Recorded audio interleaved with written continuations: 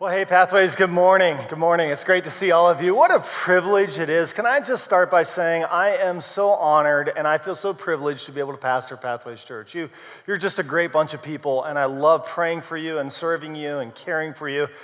You make my heart happy, and it's a blessing to be here and to be a part of what God is doing here. So thank you. So I'm just grateful. I woke up grateful this morning.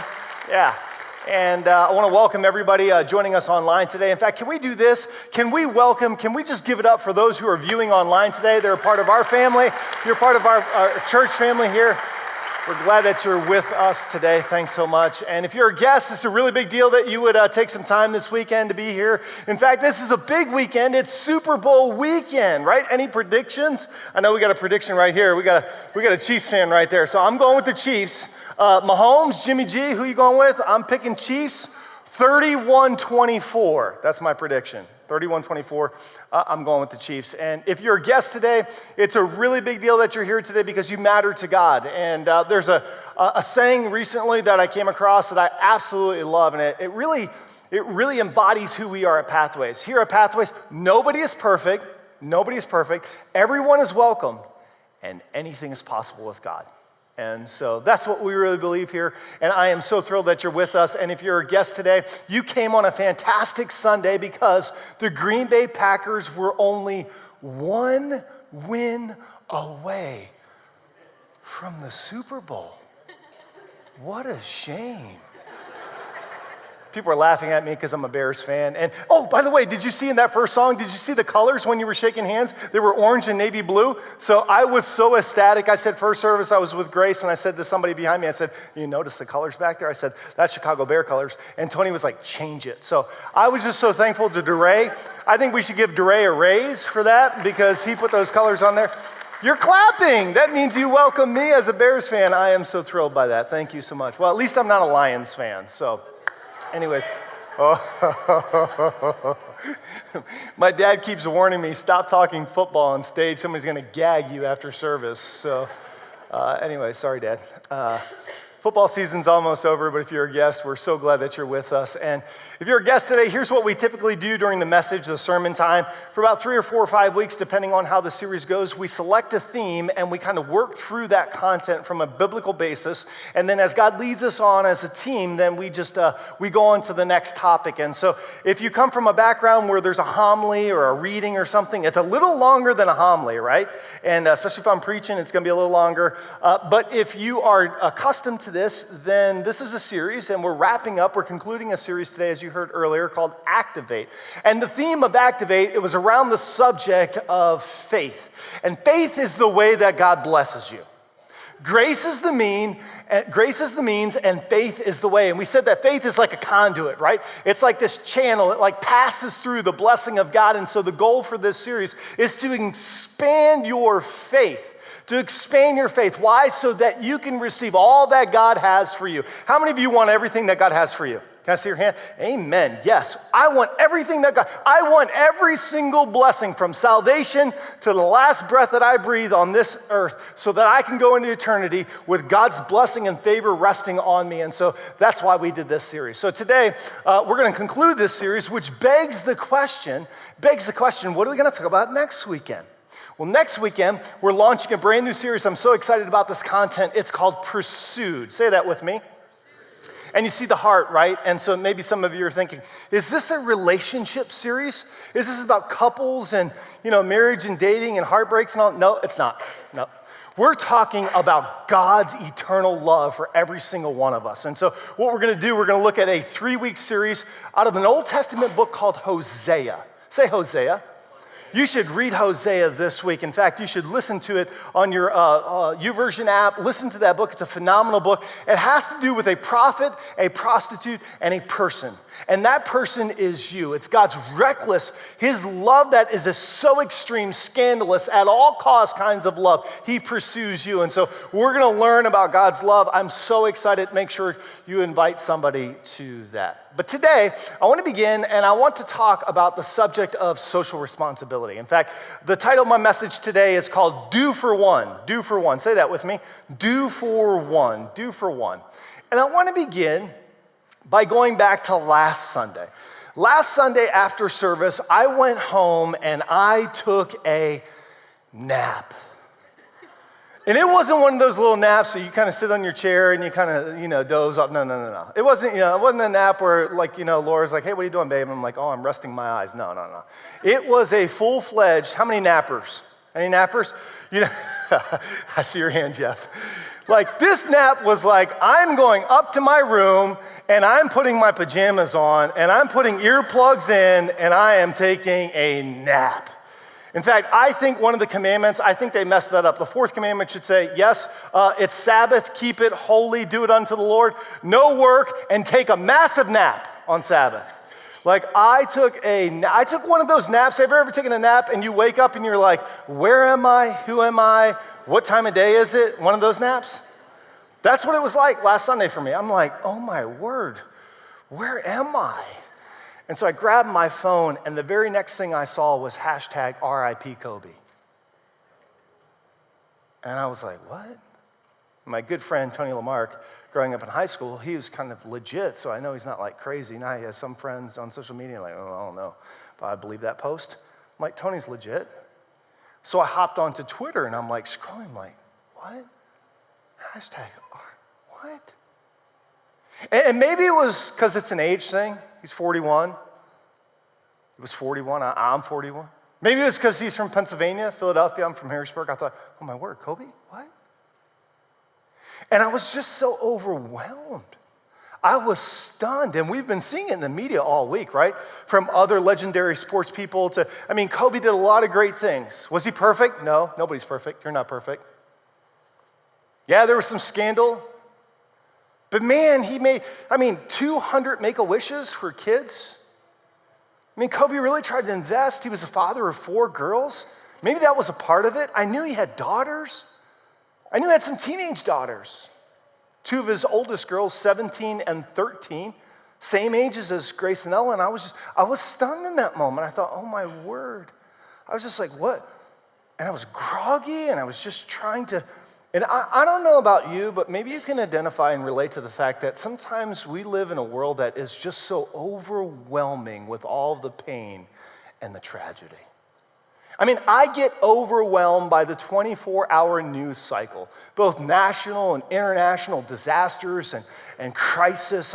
We hear about outbreak in China. We hear about every tsunami, every hurricane. We have pictures and videos, and then we hear things of human trafficking and reports and statistics and divorce rates, and we think through the opioid epidemic, and we think through all of this stuff, and it's just school shootings and another one of these, and there's racial hatred, and there's impeachment and government and everything, and sometimes it just feels so overwhelming to me. What do you do with that?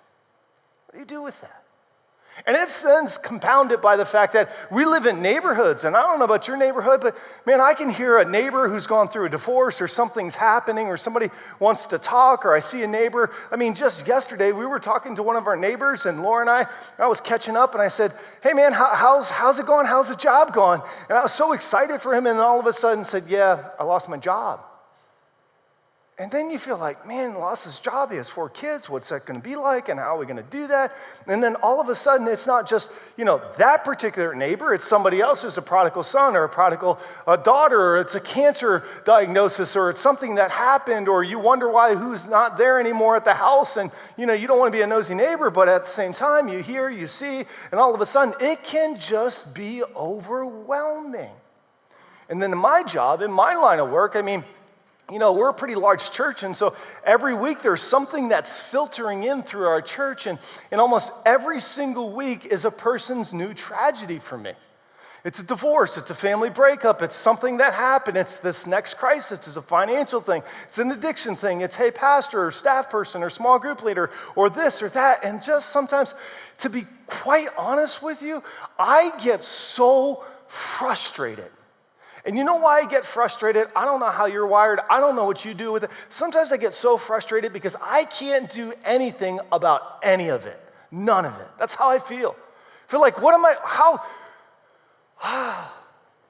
And depending on your personality, I think some of us, we just try to turn it off, or if you have a compassionate heart, it just breaks your heart. And half of the time, if we're really honest as Christians, we feel like we're losing the battle.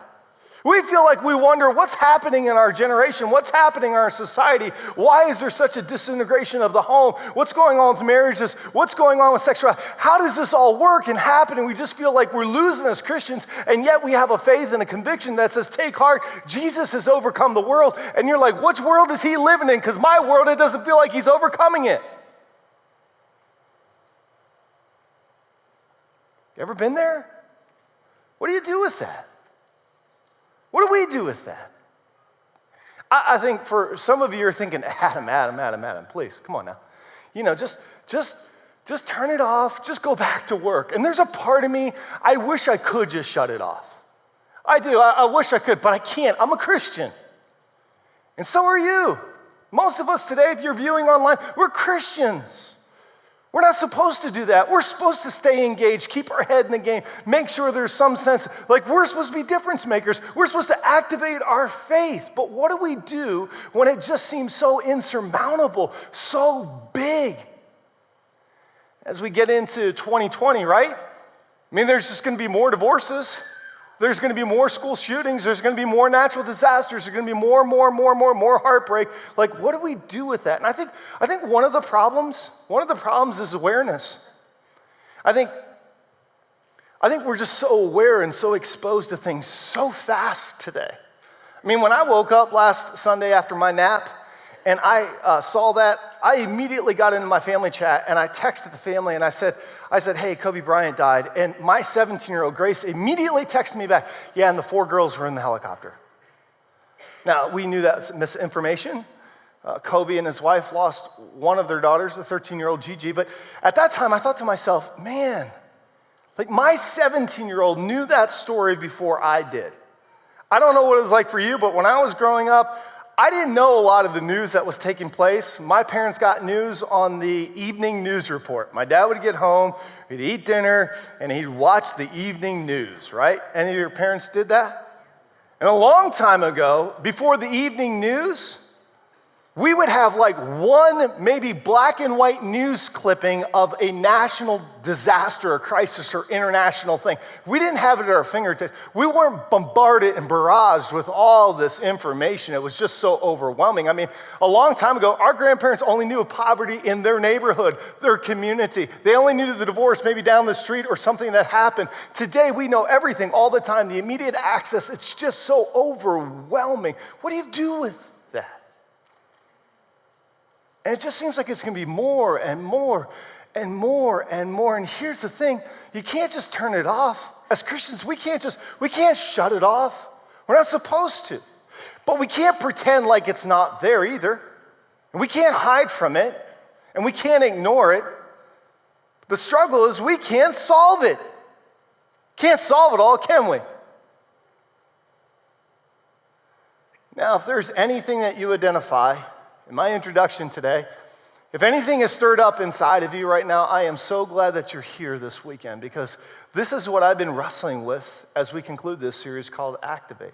In spite of all of the personal and worldwide tragedy, all the statistics, I mean, do you know that 1 in 7 American children, not from another continent or another country, but from North America, 1 in 7 American children struggle. They wonder when they're going to have their next meal.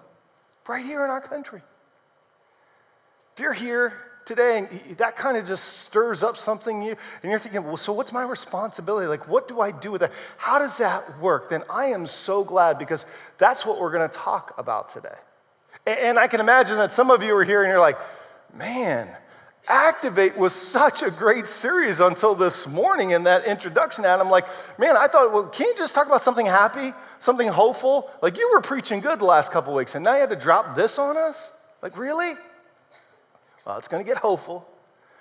There is a solution to this. And the good news is that the passage that we're going to look at today, I want to look at a little New Testament letter written by Paul to the church of Galatia, a couple churches in Galatia, actually. And so he offers a clue to as what we're supposed to do. What's our social responsibility? Because you have a responsibility and I have a responsibility.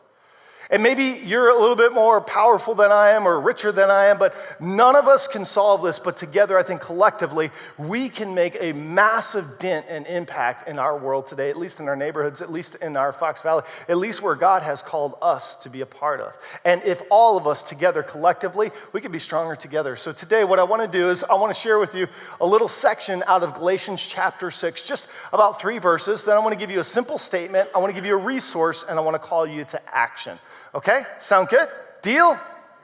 Deal. Okay, let's do this. Galatians chapter 6. I'm going to put the verses on the screen for you. If you have an app or a mobile device, you can follow along. Galatians chapter 6, beginning in verse 9, this is what Paul says. Let us not become, I love this next phrase, let us not become weary in doing good. Now, what Paul's talking about, doing good here is like morally good, ethically good, good in all kinds of form. Let us not become weary in doing good. As if Paul knew that we were designed in such a way that we were going to get weary. How many have ever gotten weary doing good, right? Yeah, you get weary doing good. You get weary kind of staying engaged and paying attention. We get weary. We get tired of caring. We get tired of serving. We get tired of praying. If you don't, you will. Trust me.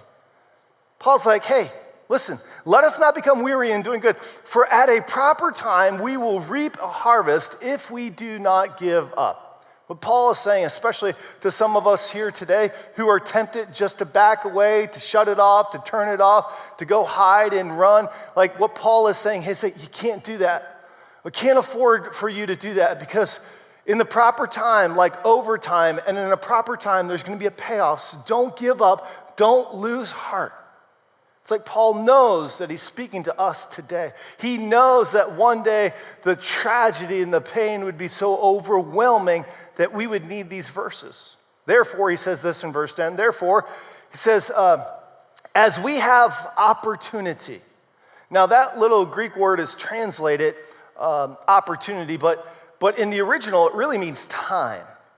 Therefore, as we have time, opportunity, as we have just this limited time and opportunity, the limited margin, the space in our lives, the gifts, the time that God has given to us, the God-given passion and energy. Therefore, as we have opportunity, he finishes up and he says this, let us do good, first of all, to who?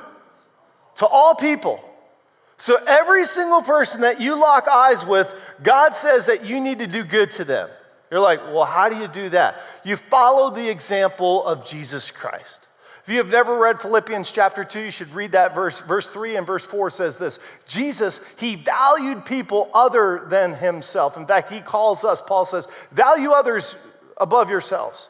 Put their interests ahead of your own. And then he starts off in verse 5 and he says, have the same attitude as of Christ Jesus, who became nothing. He took all of the privileges of his divinity and he gave them up in order to become one of us. Why? So that he could die on a cross for our salvation. Jesus didn't have a spiritual gift to die on a cross. He had a heart, the heart of the Father, to save you and me. He wanted to do good to all people. And so Paul picks up on this in verse 10. He says, do good to all people. But then he has a couple of phrases for us that I think are important. Say this word right here. Say it louder. Scream it. Especially to those who belong to the family of God. It's as if Paul is saying, yeah, do good to everybody. In fact, your core identity is to be a servant. If you're a Jesus follower here today or you're considering being a Jesus follower, here's what you're doing. You're giving up your rights and your privileges and you're serving the purposes of God in our world. And it begins especially, do good to everybody, but especially to those who belong to the family of believers. To the believers. What Paul is saying, he's picking up on what Jesus said in John chapter 13. Jesus said this in John chapter 13, verses, I think 34 and 35. Jesus says it this way. A new command I give you. You heard everything that Moses said. You got all the law and prophets, but I want to give you a new command, and here's what it is. Love one another as I have loved you. By this, all people will know that you are my what? Disciples. followers. In essence, what Paul is saying is, listen, practice with the people who are in the household of faith. If you have to choose, sure, be good to all people, do good to all people, but especially do good to those who are part of your modern day translation, church family. If you call Pathways your church home, the first place that you need to practice service and care and love to carry the burdens of one another all through the New Testament. We're supposed to one another. Based on how we one another, that's how people know if we truly follow Jesus. And that becomes a light to the broader community, because when they come to a place like Pathways, they say, not is it just warm and friendly, but it's beyond that. They care for one another. Their son was sick, and their small group was at their house and providing meals and praying big, bad, bold prayers. They didn't need the pastor. They know how to anoint their own people. They pray prayers of faith based on James chapter 5. They're in community. They love each other. Their child is my child, and my child is their child. And when they hurt, I hurt. And when they rejoice, I rejoice. Oh, by the way, isn't that a Bible verse? See, Paul says, put that together in the context of a Christian church, a Christian community. Start there. You know why we need to start at the church? Because church people are usually, nicer than people in the world. So you practice how to serve one another right here, one another right here, right? Do it right here. In fact, earlier in chapter 6, Paul says it this way in verse 2. He says, carry each other's burdens, and in this way you will fulfill the law of Christ. What was the law of Christ? Love each other. Love one another as I have loved you. By this, all people are going to know that you're my followers. That's the law. That's the one law that Christ gave. Love God with all your heart, soul, strength, mind, and love your neighbor as yourself. So here's the statement I want to give you. Here's the statement. When I heard this statement a couple of years ago, this just revolutionized the way I think about serving and my social responsibility. It helped me to mitigate that feeling of, oh my word, I'm so overwhelmed. It helped me allow myself to breathe. It helped me not to feel like I don't make a difference. It gave me an optic by which I could see and visibly say, you know what, I can contribute here. Like, I can have a heart of faith. I can activate my faith, because what we're asking is, how do we activate our faith in spite of the magnitude of the problem and tragedy that we see every single day? Here's the statement. Do for one what you wish you could do for everyone. Do for one what you wish you could do for everyone. Can we say that together? Do for one what you wish you could do for everyone. One more time. Do for one what you wish you could do for everyone. You know that why this was so helpful for me? It was helpful because there was a point in my own life and journey with Jesus that I began to believe this lie. Well, if I can't do it for everyone, then what good is it? If I can't fix that problem, then why even try to invest the time, the energy, the prayer, the money, the desire? In fact, I began to buy a lie that essentially went like this. If I can't do it for everyone, I'm not going to do it for anyone. Ever been there? Maybe you never said it, but you probably thought it. You probably thought, what difference does it make if I do it anyways? And this simple statement to me, it just changed. It changed my relationship with God. It helped me to activate my faith at a different capacity, because I was no longer necessarily so fixated on the problem. I began to see the person. I began to see the person as somebody who is created in God's image, and it gave me personal contact. Because we can get lost in the stats, we can get lost in the problems, and we forget the people that we're called to love and to serve one another and do good to every person. The question is, so who's your one? Who's the one? Who's the one group? Who's the one teenager?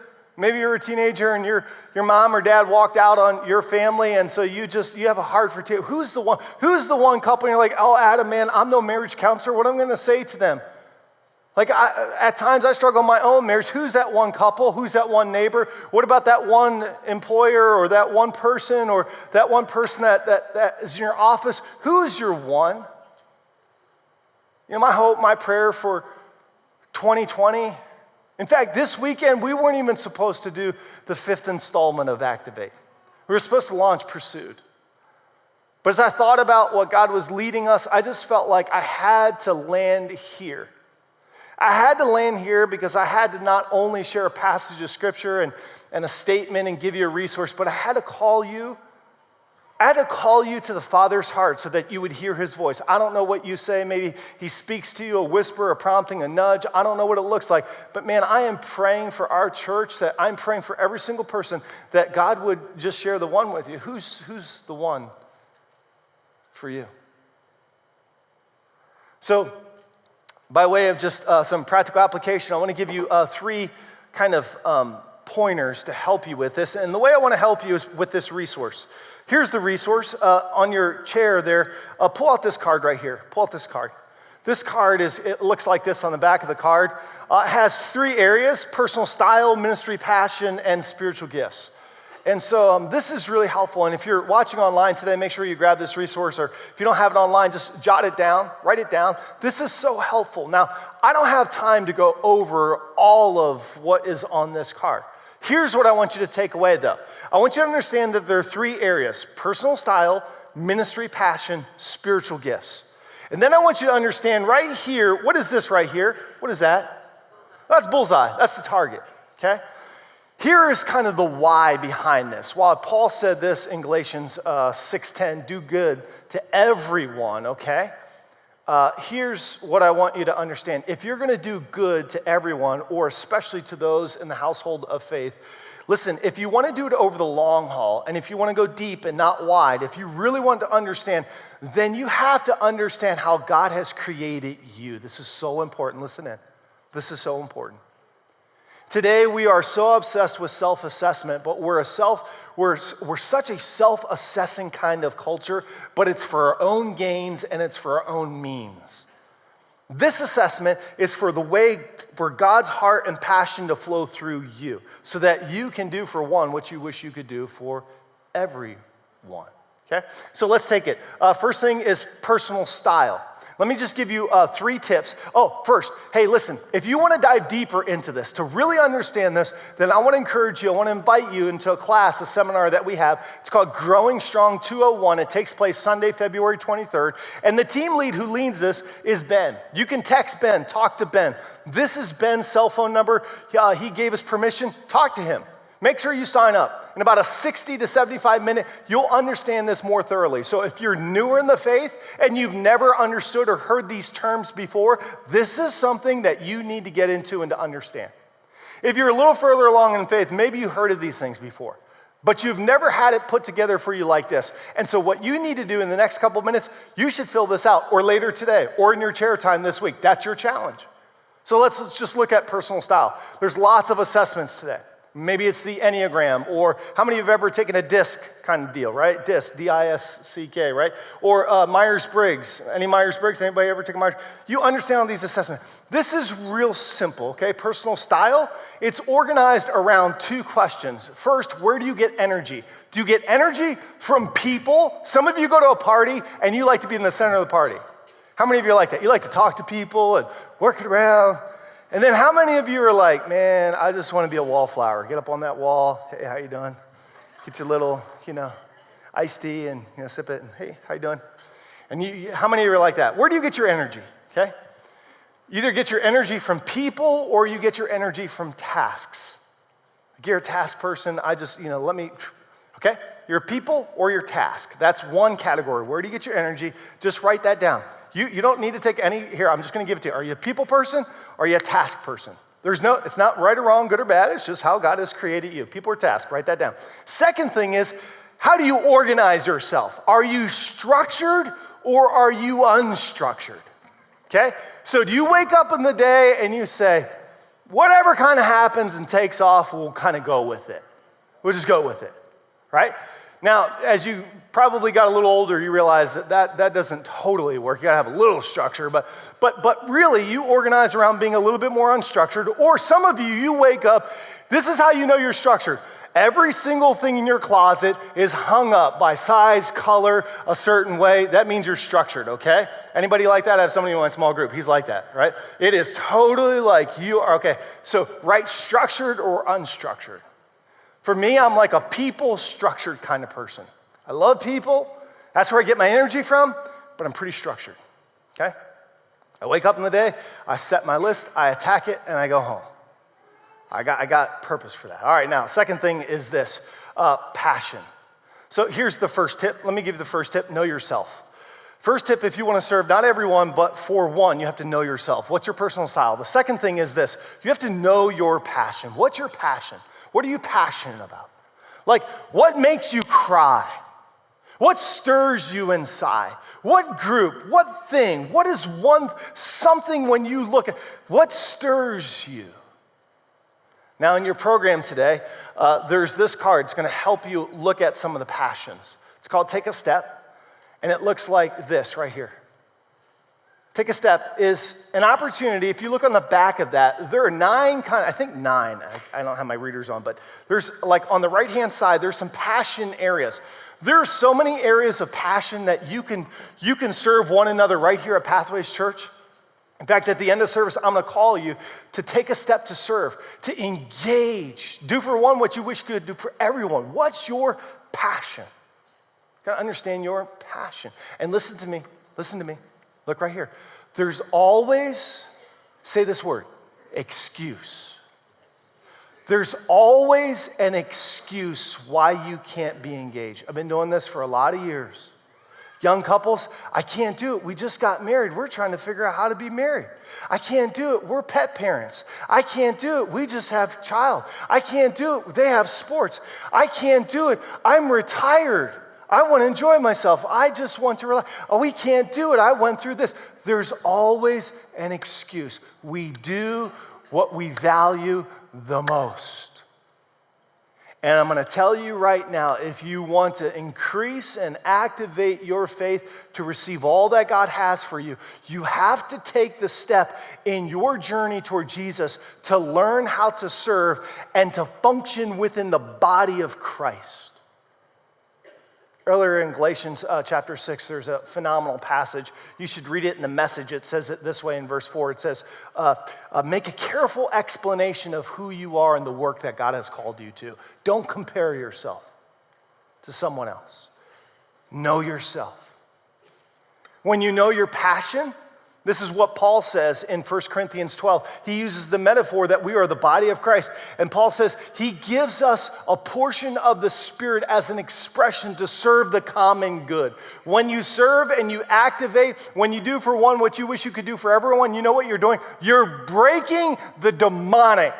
And I'm going to say it. The demonic attitude and the lie of the enemy that constantly tells us that you are supposed to be a spiritual consumer. That's a lie from the pit of hell.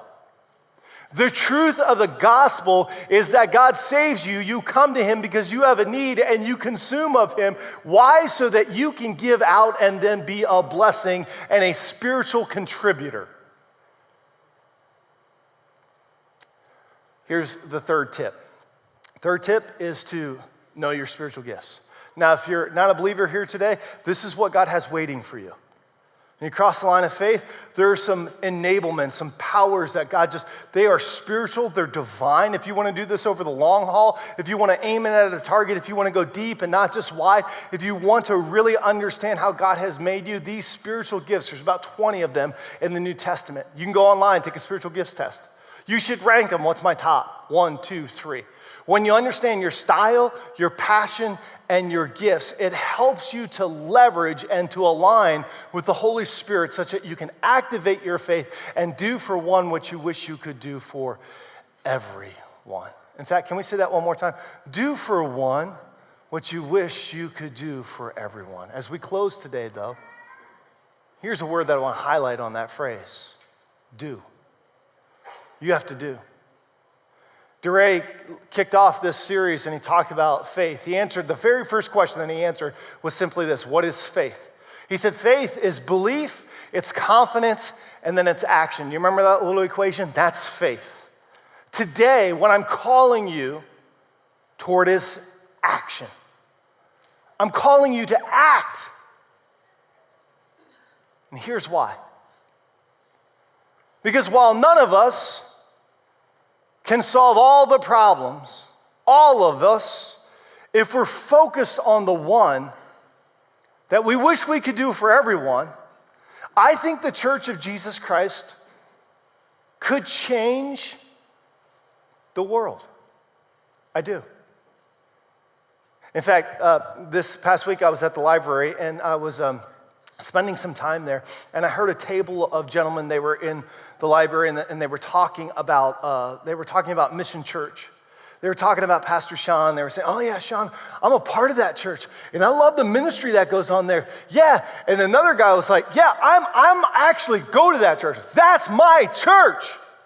This other guy's like, "Oh yeah, well, man, I met some of those people there. God, man, I like that church." Do you know what I did? I took a picture. Now, I didn't go like this, but I was trying to sneak it, and I took a picture. And you know what I did? I texted Sean. I said, "Man, you're inspiring me.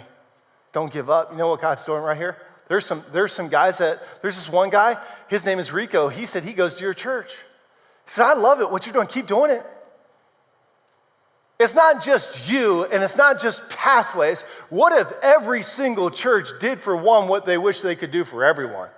What if every single Christian worldwide took serious the charge of Christ to carry each other's burdens, to stay engaged, to be passionate, to own the mission?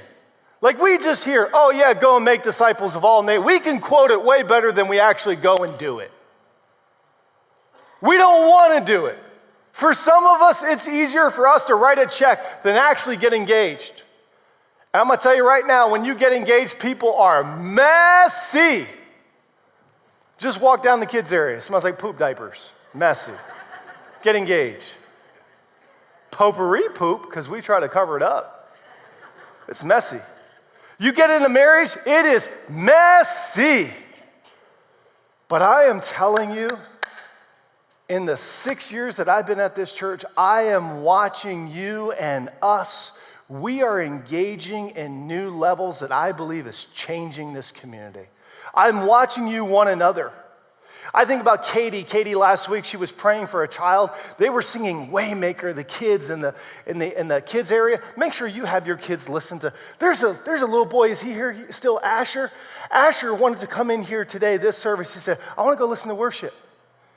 Parents, bring your kids to church so that they can hear the language of God through music and understand his character.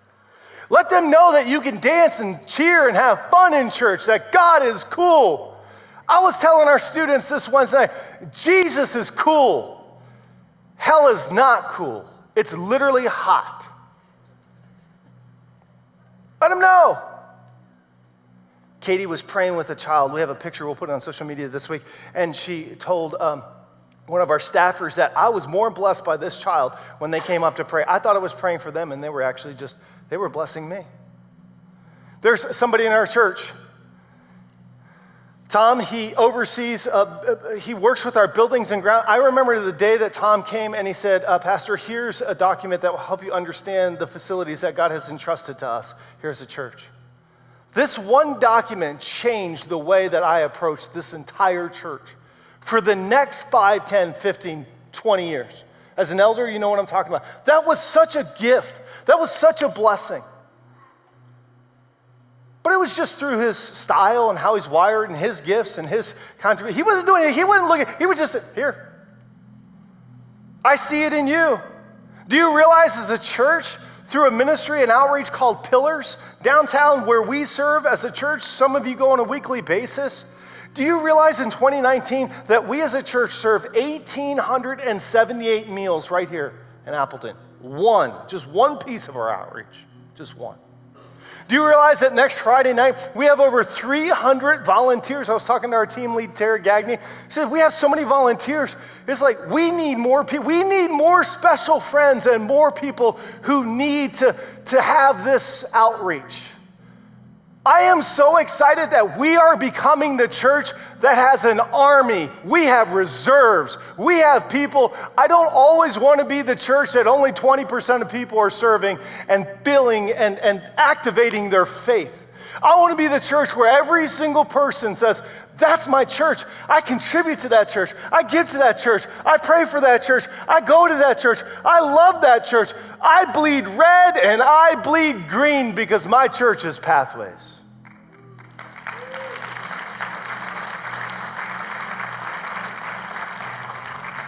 And I love every other church.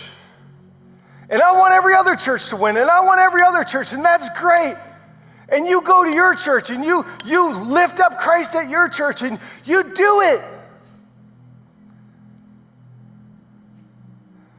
What we can't afford are people who buy into the lies and get all guilt-ridden. Oh, who would want my boat? My boat's not shiny. My boat's not big enough. Remember Peter? He just said, let me hop in your boat. Biggest blessing, so just give me a push. Just activate your faith. Just take a step to serve. Just experiment. Just do it. It's faith. That's action. It's care. We have so many individuals. Just one thing. They're just doing one thing. God's using it.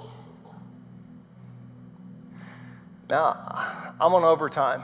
But I got to share this with you. Then I'll be done. We'll pray. I've done a lot of cool things in my life. God has blessed me. I remember as a little boy, my cousin Dwayne had a big Harley, big fat boy. That's when I fell in love with motorcycles. I burned my shoe on the muffler. As a little kid, I picked it up. And I rode motorcycles. As a kid, Dwayne, that was awesome. Bought a motorcycle when I was in college. I've had a lot of fun. I've been blessed. Laura and I, for our 10-year anniversary, we went to Italy. You know why?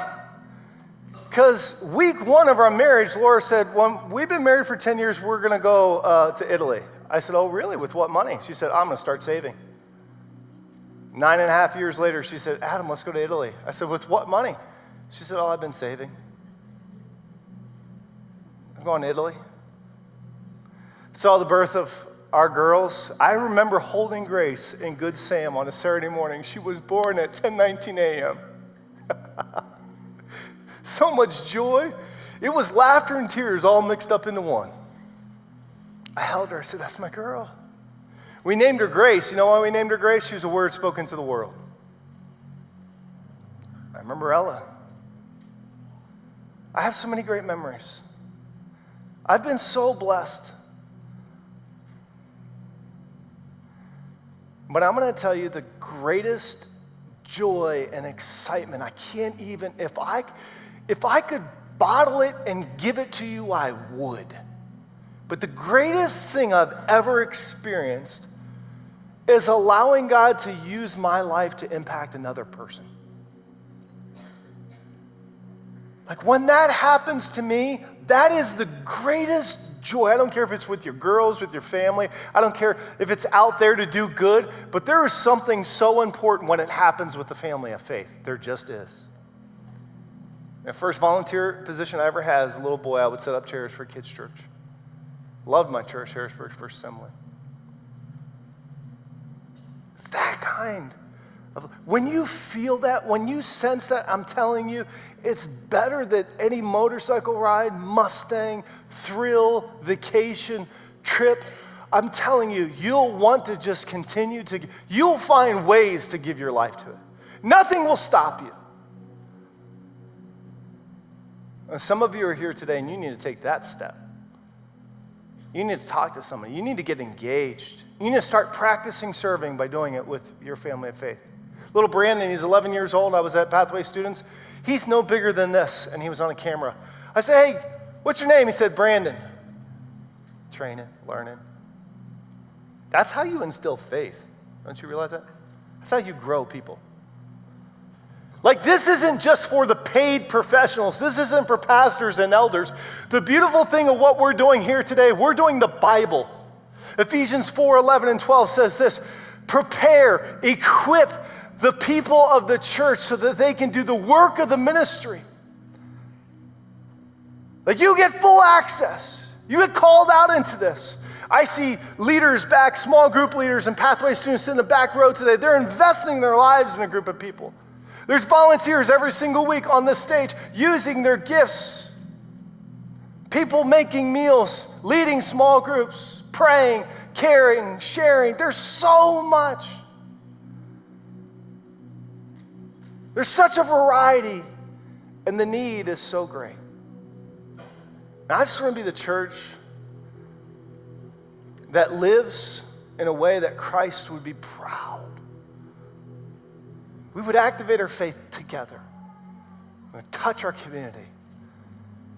And maybe we'd be a part of a collection of churches that would change the world. That's what I'm living for. That's what I'm believing.